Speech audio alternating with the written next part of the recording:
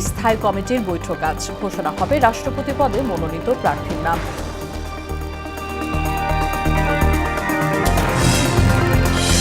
আজ থেকে সারা দেশে শপিং মল দোকান রাত ৮টার মধ্যে বন্ধের নির্দেশ। রাত থেকেই বিদ্যুৎ পরিস্থিতি উন্নতির আশা প্রতিমন্ত্রীর। আওয়ামী লীগের কার্যক্রমে নিষেধাজ্ঞা তুলে নেওয়ার খবর স্রেফ গুজব, জানালেন তথ্যমন্ত্রী। ঢাকা দিল্লি সম্পর্কে ইতিবাচক ফলাফলের অপেক্ষা।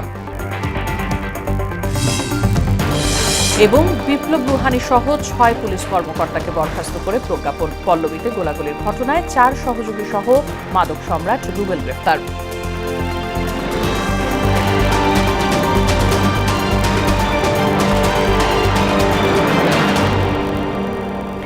আসসালামু আলাইকুম, স্বাগত মোহনা সংবাদে। শুনছিলেন শিরোনাম, পুরো সংবাদের সঙ্গে আছে রাশিদা সুলতানা রিঙ্কু। রাষ্ট্রপতি নির্বাচনে দলের প্রার্থী চূড়ান্ত করতে আজ সকালে বিএনপির স্থায়ী কমিটির বৈঠক ডেকেছেন দলের চেয়ারম্যান ও প্রধানমন্ত্রী তারেক রহমান। এই বৈঠকেই রাষ্ট্রপতি পদে দলের প্রার্থী চূড়ান্ত করা হবে বলে দলীয় সূত্রে জানানো হয়। এরপর দলের পক্ষ থেকে প্রধান নির্বাচন কমিশনারের কাছে মনোনয়নপত্র জমা দেওয়া হবে। রাষ্ট্রপতি নির্বাচনে বিএনপির প্রার্থী হিসেবে কার নাম চূড়ান্ত করা হবে তা নিয়ে দলের নীতি নির্ধারণী পর্যায়ে আলোচনা চলছে। আজ স্থায়ী কমিটির বৈঠকে এ বিষয়ে চূড়ান্ত সিদ্ধান্ত নেওয়ার কথা রয়েছে। রাষ্ট্রপতি নির্বাচনের মনোনয়নপত্র জমা দেওয়ার শেষ দিন ১৩ আগস্ট।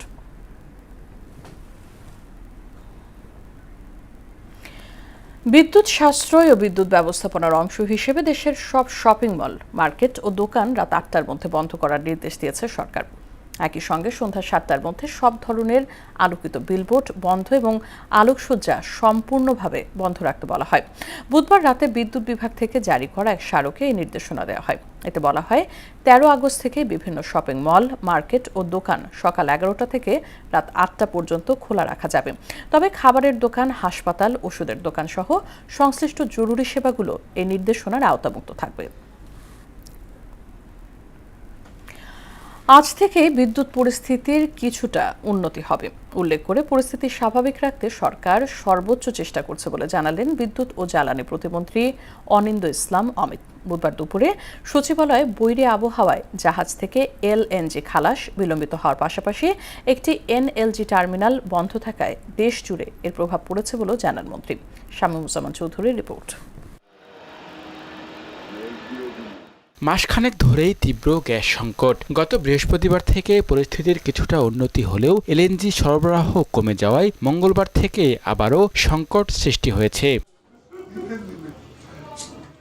বঙ্গোপসাগর উত্তাল থাকায় ভাসমান দুটি এলএনজি টার্মিনালের একটিতে পুরোপুরি এবং অন্যটিতে গ্যাস সংকট সরবরাহ বন্ধ রয়েছে। টার্মিনাল দুটি পুরোপুরি চালু করতে যেতে হচ্ছে নানা প্রক্রিয়ার মধ্য দিয়ে। সচিবালয়ে সাংবাদিকদের প্রশ্নে জ্বালানি প্রতিমন্ত্রী বলেন, দ্রুত সময়ে সংকট সমাধানে কাজ করছে সরকার। গ্যাস যদি আপনি পর্যাপ্ত সাপ্লাই না করতে পারেন তাহলে বিদ্যুতের সংকট হবে, পাওয়ার প্ল্যান্টটা না দিতে পারে। তারপর আমরা একটা কৌশল নিয়েছি, আমরা সেই কৌশলটা গতকাল সন্ধ্যা থেকে নিয়েছি।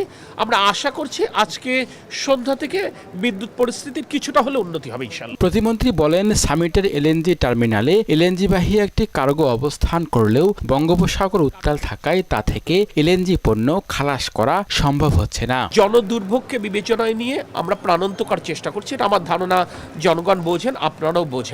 আমাদের চেষ্টার ন্যূনতম কোনো ত্রুটি নেই। আমি টাইম টু টাইম আমার কাছে তথ্য আসা মাত্রই আমি দেবার চেষ্টা করব। আমি আপনাদেরকে এটুকুই বলতে পারি যে প্রকৃতির হাতে আমাদের কিছু কোনো হাত নেই। শামীমুজ্জামান চৌধুরী, মোহনা সংবাদ, ঢাকা। আওয়ামী লীগের কার্যক্রমে নিষেধাজ্ঞা তুলে নেয়ার খবর স্রেফ গুজব বলে জানিয়েছেন তথ্য সম্প্রচার মন্ত্রী জহিরুদ্দিন স্বপন। বুধবার ফরেন সার্ভিস একাডেমিতে এক অনুষ্ঠানে তিনি বলেন, বাংলাদেশ ভারত সম্পর্কে এমন কোনো সমস্যা নেই যার সমাধান করা সম্ভব নয়। রাষ্ট্রপতি নির্বাচনের জন্য বিএনপি কাল মনোনয়ন জমা দেবে, জানিয়ে যাতে একজন গ্রহণযোগ্য রাষ্ট্রপ্রধান পাবে বলেও মন্তব্য করেন তথ্যমন্ত্রী। আরও জানাচ্ছেন উষা ফেরদৌস।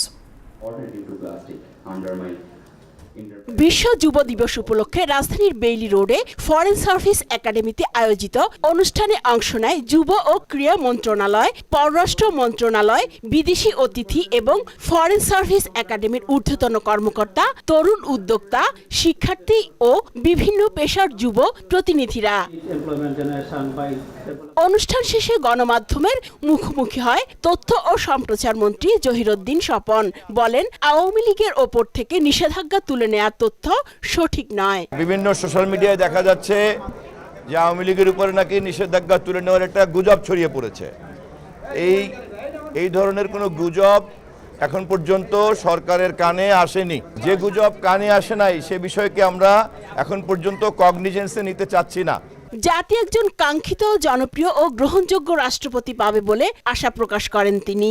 আগামীকালকে মনোনয়নপত্র জমা দেওয়া হবে এবং আগামী 20 তারিখে নির্বাচন অনুষ্ঠিত হবে। আশা করি জাতি একজন কাঙ্ক্ষিত, জনপ্রিয়, গ্রহণযোগ্য রাষ্ট্রপতি পাবে। আর ভারত বাংলাদেশ সম্পর্কের ইতিবাচক অপেক্ষার কথাও জানান তথ্যমন্ত্রী। ভারতের রাষ্ট্রদূত নিজেই আমাদের মাননীয় প্রধানমন্ত্রীর সঙ্গে কথা বলে বেরিয়ে বলেছেন, দুই দেশের এমন কোনো সমস্যা নাই যা সমাধান করা যাবে না। এ কথা বলেই তিনি ভারতের প্রধানমন্ত্রীর সঙ্গে দেখা করতে গিয়েছেন। আমরা অধীর আগ্রহে অপেক্ষা করছি ইতিবাচক ফলাফলের জন্য। যুব ক্রীড়া প্রতিমন্ত্রী আমিনুল হক বলেন, তরুণদের কর্মসংস্থান নিশ্চিতে সরকার কাজ করছে। বর্তমান সরকারের যেটি প্রধান লক্ষ্য রয়েছে যে কর্মসংস্থান নিশ্চিত করা, এবং আমাদের একটি প্রজেক্টের কথা আমরা এখানে বলেছি যে আর্ন প্রজেক্ট। এই আর্ন প্রজেক্টের মাধ্যমে প্রায় 9 লক্ষ যুব এবং যুব নারীরা প্রশিক্ষণ নেবে এবং এর মধ্য থেকে 60% মিনিমাম তাদেরকে কর্মসংস্থান নিশ্চিত করা হবে। তরুণ উদ্যোক্তাদের সহজ শর্তে ঋণ দেওয়ার কথাও জানান প্রতিমন্ত্রী। যুব বা যুব নারী উদ্যোক্তা যারা রয়েছে তারা যাতে সহজে লোন পেতে পারে। উষা ফেরদৌস, মোহনা সংবাদ, ঢাকা। জুলাই হত্যাযজ্ঞে কার্যক্রম নিষিদ্ধ। আওয়ামী লীগ নেতা ওবায়দুল কাদেরের যথেষ্ট দায় রয়েছে বলে জানিয়েছেন চিফ প্রসিকিউটর মোহাম্মদ আমিনুল ইসলাম। বুধবার দুপুরে কাদের সহ 7 আসামির বিরুদ্ধে মানবতা বিরোধী অপরাধ মামলায় প্রসিকিউটর যুক্তিতর্ক শেষে আয়োজিত এক ব্রিফিংয়ে কথা বলেন তিনি।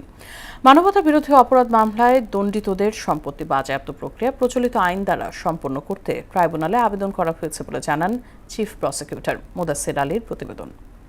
হারুন বেগি সরাই দিচ্ছেন?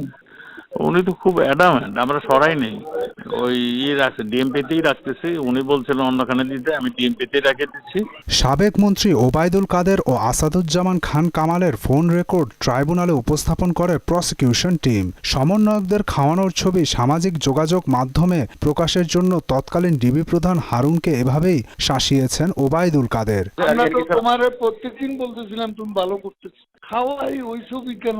না না, এ খাওয়ার ডিসিশনটা কে দিয়েছে স্যার? আমার স্বরাষ্ট্রমন্ত্রী, আমার এসডির চিফ, এরা দিয়েছে খাওয়ানোর জন্য। তারা নির্দেশ দিলে তোমাকে ছবি তুলে বাইরে পাঠাতে। আন্তর্জাতিক অপরাধ ট্রাইব্যুনাল 2-এ কাদের সহ 7 জনের বিরুদ্ধে জুলাই আন্দোলনে মানবতা বিরোধী অপরাধ মামলার বিচার চলছে।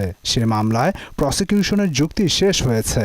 আসামিদের দায় কেমন তার ব্যাখ্যা দেন চিফ প্রসিকিউটর মোহাম্মদ আমিনুল ইসলাম। আসামিদের যে নানান বক্তব্য, নানান কর্মকাণ্ডে সারা দেশে পুলিশ এবং ছাত্রলীগের যৌথ প্রযোজনায় যে হত্যাকাণ্ড সংঘটিত হয়েছে, সেখানে প্রায় 3,05,000 এর উপরে গুলি ব্যবহার করা হয়েছে। ওবায়দুল কাদেরকে একজন রাজনৈতিক জোকার উল্লেখ করে তার যথেষ্ট দায় রয়েছে বলে জানান চিফ প্রসিকিউটর মোহাম্মদ আমিনুল ইসলাম। ওবায়দুল কাদের তিনি বাংলাদেশের ইতিহাসে একজন রাজনৈতিক জোকার। তার এই দায়িত্ব জ্ঞানহীন বক্তব্য, কর্মকাণ্ডের কারণে আজকে সারা বাংলাদেশের 1400 মানুষ শহীদ হয়েছে। এ মামলায় আসামিদের সর্বোচ্চ শাস্তির দাবি জানিয়েছেন তিনি। এটি সহ জুলাই আন্দোলনে অন্য মামলায় দণ্ডিতদের সম্পত্তি বাজেয়াপ্তের প্রক্রিয়াটি প্রচলিত আইনের মাধ্যমে সম্পন্ন করতে ট্রাইব্যুনালে আবেদন করা হয়েছে বলে জানান তিনি।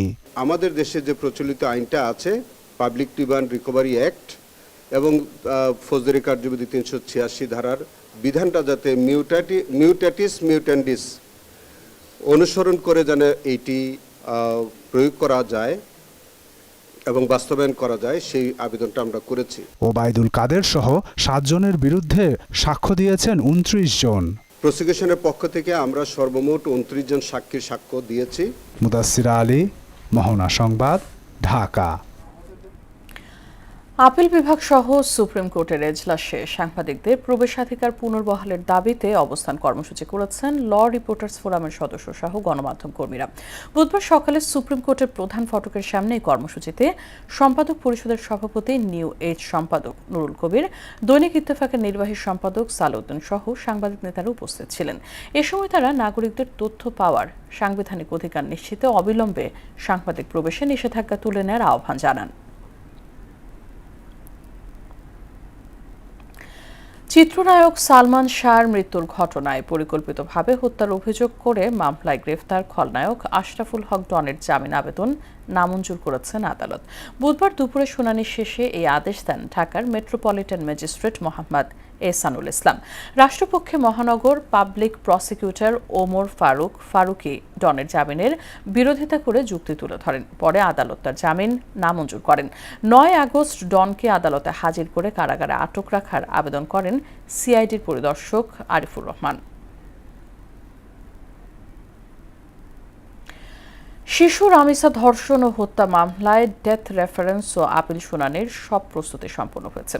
ফেনীর মাদ্রাসা ছাত্রী নুসরাত ও মাগুরায় আসিয়া হত্যা মামলার শুনানির পরই শুরু হবে রামিসা হত্যা মামলার শুনানির কার্যক্রম।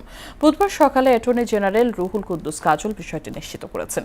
এর আগে বিচারপতি বিশ্বদেব চক্রবর্তী ও বিচারপতি কে এম রাশেদুজ্জামান রাজার দ্বৈত হাইকোর্ট বেঞ্চ স্টেট ডিফেন্স নিয়োগের জন্য সলিসিটরের নির্দেশ দেন। এই নির্দেশের পর 25 জুন ও মামলায় মৃত্যুদণ্ডপ্রাপ্ত আসামি সোহেল রানা ও তার স্ত্রী স্বপ্না আক্তারের পক্ষে আইনি লড়াইয়ের জন্য সুপ্রিম কোর্টের আইনজীবী হাফিজুর রহমান খান রাষ্ট্র নিযুক্ত আইনজীবী হিসেবে নিয়োগ পান। দীর্ঘ কর্মস্থলে অনুপস্থিতির কারণে ডিএমপির ওয়ারি বিভাগের সাবেক ডিসি সহ 6 পুলিশ কর্মকর্তাকে চাকরি থেকে বরখাস্ত করেছে সরকার। বুধবার বিকেলে স্বরাষ্ট্র মন্ত্রণালয় থেকে পৃথক প্রজ্ঞাপনে তাদের বরখাস্তের বিষয়টি জানানো হয়েছে। চাকরি থেকে বরখাস্ত হওয়া 6 পুলিশ কর্মকর্তা হলেন ডিএমপির সাবেক যুগ্ম পুলিশ কমিশনার বিপ্লব কুমার সরকার ও সুদীপ কুমার চক্রবর্তী, ওয়ারি বিভাগের সাবেক ডিসি মোহাম্মদ ইকবাল হুসাইন, ডিএমপির উত্তরা বিভাগের সাবেক ডিসি কাসি আশরাফুল আজিম, কক্সবাজার এবিপিএন-এর অতিরিক্ত পুলিশ সুপার রাজন কুমার দাস এবং ডিএমপির সাবেক সহকারী police commissioner Mohammad Golam Rouhani. রাজধানীর পল্লবীতে মাদক ব্যবসা নিয়ন্ত্রণ ও টাকা ভাগাভাগি নিয়ে দ্বন্দ্বের জেরে আলমগীর নামের এক মাদক ব্যবসায়ীকে গুলি করার অভিযোগে 4 সহযোগী সহ মাদক সম্রাট ল্যাংড়া রুবেলকে গ্রেফতার করেছে ডিবি। বুধবার তাদের কাছ থেকে একটি বিদেশি পিস্তল, গুলি ও বিপুল পরিমাণ ইয়াবা উদ্ধার করা হয়। ডিবি বলছে, রুবেলের বিপুল সম্পত্তি এবং তার সহযোগীদের বিষয়েও তদন্ত করা হচ্ছে। এমদাদুল হক খানের প্রতিবেদন। গেল 7 আগস্ট মিরপুর 11 নম্বরে মিল্লাত ক্যাম্পার সামনে আলমগীর নামে একজনকে গুলি করে দুর্বৃত্তরা। এই ঘটনায় 4 সহযোগী সহ মাদক সম্রাট ল্যাংড়া রুবেলকে গ্রেপ্তার করেছে গোয়েন্দা পুলিশ। পরে ব্রিফিংয়ে ডিবি প্রধান জানান, আলমগীরও চিহ্নিত মাদক ব্যবসায়ী। রুবেলের সাথে মাদকের টাকা ভাগাভাগি নিয়ে দ্বন্দ্বের জেরে হত্যার চেষ্টা করা হয়। পল্লবী থানাধীন সেকশন 11 ব্লক বি 2 নম্বর রোডে ইমনের চায়ের দোকানের সামনে একটি গোলাগুলির ঘটনা ঘটে। প্রাথমিক জিজ্ঞাসাবাদে ল্যাংড়া রুবেল জানায় যে আলমগীরও একজন প্রখ্যাত মাদক ব্যবসায়ী এবং এই মাদকের টাকা ভাগ বাটোয়ারা নিয়ে তাদের অন্তর্দ্বন্দ্বের সূত্রপাত ধরে সে হত্যার উদ্দেশ্যে আলমগীরকে গুলি করে। মাদকের টাকায় সাভার সহ দেশের বিভিন্ন জায়গায় রুবেল নামে বেনামে সম্পদের পাহাড় গড়ে তুলেছে বলে জানায় গোয়েন্দা পুলিশ। তার অন্য কোনো ইনকামের সোর্স নাই। আমরা যতটুকু প্রাথমিক তদন্তে জেনেছি, তার এই মাদক ব্যবসায়ী তার ইনকামের একমাত্র উৎস। যে রুবেল এই মাদক থেকে উপার্জিতকৃত অর্থ অন্য অন্য জায়গায় বিনিয়োগ করছে, অন্য অন্য ব্যক্তিদেরকে দিয়েও সে ব্যবসা করতেছে, অন্যান্য ব্যবসা করাচ্ছে। তা এগুলো আমরা সবই মাথায় নিয়েছি। উত্তরায় প্রধানমন্ত্রী খালাতো ভাইয়ের কোটি টাকা ছিনতাইয়ের মামলার বিষয়ে ডিবির এই কর্মকর্তা বলেন, শিগগিরই এই ঘটনার সঙ্গে জড়িতদের গ্রেপ্তার করা হবে। আমরা অনেকগুলো ইয়ে নিয়ে কাজ করতেছি, সম্ভাবনা নিয়ে কাজ করতেছি। ইনশাল্লাহ আমরা আশাবাদী, আমি আবারও বলতেছি যে আমরা আশাবাদী, অচিরে আমরা আপনাদেরকে হয়তো। এমদাদুল হক খান, মহানা সংবাদ, ঢাকা। কঠিন অর্থনৈতিক বাস্তবতার মধ্যেও জনগণের অধিকার নিশ্চিতে সরকার সেবামূলক প্রকল্প চালু করেছে বলে জানিয়েছেন অর্থমন্ত্রী আমির খসরু মাহমুদ চৌধুরী। বুধবার দুপুরে রাজধানীর চীন মৈত্রী সম্মেলন কেন্দ্রে এসডিজি বাস্তবায়ন বিষয়ে নাগরিক প্ল্যাটফর্ম আয়োজিত সেমিনারে তিনি একথা বলেন। আর পিছিয়ে পড়া জনগোষ্ঠীকে অগ্রাধিকার দিয়ে বেকারত্ব সমস্যার দীর্ঘমেয়াদী সমাধানে কাজ চলছে বলে জানান প্রধানমন্ত্রীর উপদেষ্টা মাহদি আমিন। এম আর আসাদের রিপোর্ট। সমৃদ্ধ বাংলাদেশ বিনির্মাণে এসডিজি বাস্তবায়ন বিষয়ে রাজধানীর চীনমৈত্রী সম্মেলন কেন্দ্রে 3 দিনের সেমিনারের শেষ দিনে অংশ নেন রাজনৈতিক নেতা ও বিশিষ্টজনরা। এতে প্রধানমন্ত্রীর উপদেষ্টা মাহদি আমিন বলেন, বেকারত্ব সমস্যার স্থায়ী সমাধানে কাজ করছে সরকার। আমাদের লক্ষ্য কর্মসংস্থান তৈরি করা এবং সেই কর্মসংস্থানের পাশাপাশি সেবাধর্মী রাষ্ট্রীয় প্রতিষ্ঠান তৈরি করা। সবার অধিকার সমুন্নত রাখতে মানবিক বাংলাদেশ গড়ার কথা বলেন সমাজ কল্যাণ মন্ত্রী AZM জাহিদ হোসেন। আগে সবার আগেও ছিল বাংলাদেশ, এখন সবার জন্য হবে বাংলাদেশ। অর্থাৎ এটি খালি গুলশান বনানীতে সীমাবদ্ধ থাকবে না, এটা খালি যারা দৌড়তে পারে তাদের জন্য না, যারা অন্যের সাহায্য বিশেষ চাহিদা সম্পন্ন মানুষ তাদের জন্য, যারা ফুটপাতে ঘুমায় তাদের জন্য। অর্থমন্ত্রী আমির খসরু মাহমুদ চৌধুরী বলেন, কঠিন অর্থনৈতিক পরিস্থিতির মধ্যেও সেবামূলক প্রকল্প হাতে নিচ্ছে সরকার। এরকম একটা কঠিন সময়ে যে প্রকল্পগুলো নেওয়া হয়েছে, আমি প্রকল্প বলার দরকার নাই, ফ্যামিলি কার্ড, কৃষক কার্ড, প্রচন্ড সবগুলো কিন্তু সামাজিক মেজর পরিকল্পনা প্রকল্প, সবগুলো সামাজিক বিবেচনায় নেওয়া হয়েছে। তার মতে অর্থনৈতিক গণতন্ত্রায়নের মাধ্যমে জনগণের সুরক্ষা নিশ্চিত করা সম্ভব। ডেমোক্রেটাইজেশন অফ দি ইকোনমি, অর্থাৎ বাংলাদেশের প্রত্যেকটি মানুষ, প্রতিটি নাগরিক এই দেশের অর্থনৈতিক কর্মকাণ্ডে অংশগ্রহণ করার যে অধিকার রাখে সেটাকে বাস্তবায়ন করা। সেমিনারে সমাপনী আয়োজন নিয়ে আয়োজিত এক ব্রিফিংয়ে অর্থমন্ত্রী বলেন, নিম্ন আয়ের মানুষকে স্বস্তি দিতে এবারের বাজেটে অনেক উন্নয়ন প্রকল্প কমিয়ে আনা হয়েছে। অর্থনীতির সাথে সম্পৃক্ত। এম আর আসাদ, মোহনা সংবাদ, ঢাকা। জুলাই অভ্যুত্থানের শহীদ ডাক্তার কবিরুল ইসলামের কন্যার এসএসসি পরীক্ষার সাফল্যে পরিবারের সদস্যদের শুভেচ্ছা জানাতে তাদের বাসায় গিয়েছিলেন বিএনপির স্বাস্থ্য বিষয়ক সম্পাদক অধ্যাপক ডাক্তার রফিকুল ইসলাম। কবিরুল ইসলামের কন্যা সাফান ইসলাম পড়শি সদ্য প্রকাশিত এসএসসি পরীক্ষায় কৃতিত্বের সঙ্গে উত্তীর্ণ হয়েছেন। সাক্ষাৎকালে ওই পরিবারের সদস্যদের হাতে ফুল ও শুভেচ্ছা সামগ্রী তুলে দেন রফিকুল ইসলাম। সাফানা ইসলামের ভবিষ্যৎ শিক্ষা জীবনের সাফল্য কামনা করেন তিনি। এ সময় কবিরুল ইসলামের পরিবারের পক্ষ থেকে সরকারের কাছে জুলাই জাদুঘরে শহীদদের স্মৃতি সংরক্ষণের অনুরোধ জানানো হয়। দেশজুড়ে গত 24 ঘন্টায় হাম ও এর উপসর্গে 5 শিশুর মৃত্যু হয়েছে। এই সময় নতুন করে আক্রান্ত হয়েছে 1025 জন। বুধবার বিকেলে স্বাস্থ্য অধিদপ্তরের হাম বিষয়ক নিয়মিত প্রতিবেদনে এই তথ্য জানানো হয়। গত 15 মার্চ থেকে এখনো পর্যন্ত সারা দেশে হাম ও এর উপসর্গে মোট 885 জনের মৃত্যু হয়েছে। এর মধ্যে উপসর্গ নিয়ে 786 জন এবং নিশ্চিত হামে 99 জনের মৃত্যু হয়। এদিকে 24 ঘন্টায় ডেঙ্গুতে 2 জনের মৃত্যু হয়েছে। তাদের মধ্যে একজন বরিশাল এবং অন্যজন খুলনা বিভাগের। এই সময় হাসপাতালে ভর্তি হয়েছেন 727 ডেঙ্গু রোগী। হাম ও ডেঙ্গুর বিষয়ে সবাইকে সতর্ক থাকার পরামর্শ দিয়েছেন চিকিৎসকরা। ডেঙ্গুর প্রকোপে উদ্বেগ বাড়ছে মুন্সিগঞ্জে। প্রতিদিনই বাড়ছে আক্রান্ত রোগীর সংখ্যা। 250 শয্যা মুন্সিগঞ্জ জেনারেল হাসপাতালে চাপ সামলাতে হিমশিম খাচ্ছেন চিকিৎসকরা। আসন সংকটের কারণে ওয়ার্ডের পাশাপাশি বারান্দাতেও চিকিৎসা নিচ্ছেন রোগীরা। মোহাম্মদ সুজনের তথ্যচিত্রে জানাচ্ছেন ডলি বিনতে মনোয়ারা। মুন্সিগঞ্জে দিন দিন ভয়ঙ্কর রূপ নিচ্ছে ডেঙ্গু পরিস্থিতি। জ্বর, শরীর ব্যথা, বমি ও দুর্বলতা নিয়ে প্রতিদিনই হাসপাতালে আসছেন রোগীরা। রোগীর চাপ বাড়ায় 250 শয্যা মুন্সিগঞ্জ জেনারেল হাসপাতালের নারী, পুরুষ ও শিশু ওয়ার্ডে দেখা দিয়েছে শয্যা সংকট। ফলে অনেক রোগীকে চিকিৎসা নিতে হচ্ছে বারান্দাতে। হাসপাতাল ও স্বাস্থ্য বিভাগের তথ্য অনুযায়ী জুলাই থেকে শুরু করে আগস্ট মাস পর্যন্ত মোট 998 জন ডেঙ্গু রোগী চিকিৎসা নিয়েছে। এর মধ্যে গত 24 ঘন্টায় ডেঙ্গু আক্রান্ত রোগীর সংখ্যা দ্রুত বাড়তে শুরু করেছে। চিকিৎসা তো মাত্র তো কালকে শুরু দিছি, এমনি তো আলহামদুলিল্লাহ চিকিৎসা হইতেছে। পরবর্তী আমার মেয়ে ডেঙ্গু ধরা পড়ছে, এখন ভর্তি আছে। 3 দিন যাবত, কিন্তু রোগটা তো ওরকম কমতাছে না। 7 দিন ধরে ভর্তি। অন্য জ্বর গেছে না, তারপরে এখানে পরীক্ষা করছি, বলছে ডেঙ্গু। খুব বেশি রোগী ডেঙ্গু, যে এ কারণে আমাদের অনেক হিমশিম খেতে। আমার 50 বেডের এই ওয়ার্ডটা এই মেল মেডিসিন ওয়ার্ড, এই ওয়ার্ডে আমার 50 বেডের মধ্যে আমার 28 জন হচ্ছে ডেঙ্গু রোগী। ডেঙ্গু আক্রান্তদের অনেকের শরীরে দ্রুত প্লাটিলেট কমে যাচ্ছে, ফলে জটিলতা বাড়ার আশঙ্কা রয়েছে বলে জানালেন চিকিৎসকরা। যদি কোনো খারাপ উপসর্গ থাকে, যেমন প্রচন্ড বমি করে, অথবা পেটে ব্যথা থাকে, অথবা জন্ডিস হয়, অথবা যে প্রস্রাবের পরিমাণ কমে গেছে, তখন সাথে সাথে ডাক্তারের পরামর্শ নিবে। তবে রোগীর চাপ বাড়তে থাকায় পরিস্থিতি নিয়ে উদ্বেগ জানিয়েছে হাসপাতাল কর্তৃপক্ষ। 68 জন রোগী ভর্তি ছিল। আমাদের কাছে যারা রোগী আসে তাদেরকে আমাদের সর্বোচ্চ সেবাটা দেওয়ার আমরা চেষ্টা করছি। ডেঙ্গু রোগীদের জন্য আলাদা আইসোলেশন কক্ষ প্রস্তুত রাখার কথা জানালেন সিভিল সার্জন। আমার জেলায় যে 6টা উপজেলার মধ্যে 5টা উপজেলা স্বাস্থ্য কমপ্লেক্স আছে, সেই উপজেলাগুলোতে হচ্ছে ডেঙ্গুর ডেডিকেটেড ওয়ার্ড আছে, যেখানে শুধুমাত্র ডেঙ্গু রোগীদেরই চিকিৎসা দেওয়া হয়। কোন কোন এলাকাগুলোতে বেশি রোগী সংক্রমণিত হচ্ছে বা আক্রান্ত হচ্ছে, সেই স্পটগুলোকে রেড স্পট হিসেবে আমরা শনাক্ত করে সেখানে আমরা পরিচ্ছন্নতা কার্যক্রম বা সচেতনতা বৃদ্ধির কাজগুলো জোরালোভাবে চালিয়ে থাকি। জ্বর, মাথা ব্যথা, শরীর ব্যথা কিংবা অতিরিক্ত দুর্বলতাকে অবহেলা না করে দ্রুত চিকিৎসকের পরামর্শ নেয়ার তাগিদ দিয়েছেন সংশ্লিষ্টরা। ডলি বিনতে মনোয়ারা, মোহনা সংবাদ। শেষ করব মোহনা সংবাদ, তবে যাবার আগে শিরোনামগুলো আরো একবার।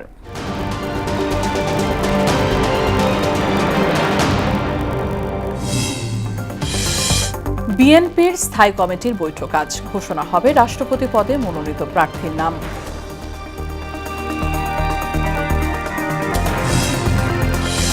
আজ থেকে সারা দেশের শপিং মল, দোকান রাত 8টার মধ্যে বন্ধের নির্দেশ। রাত থেকেই বিদ্যুৎ পরিস্থিতি উন্নতির আশা প্রতিমন্ত্রীর।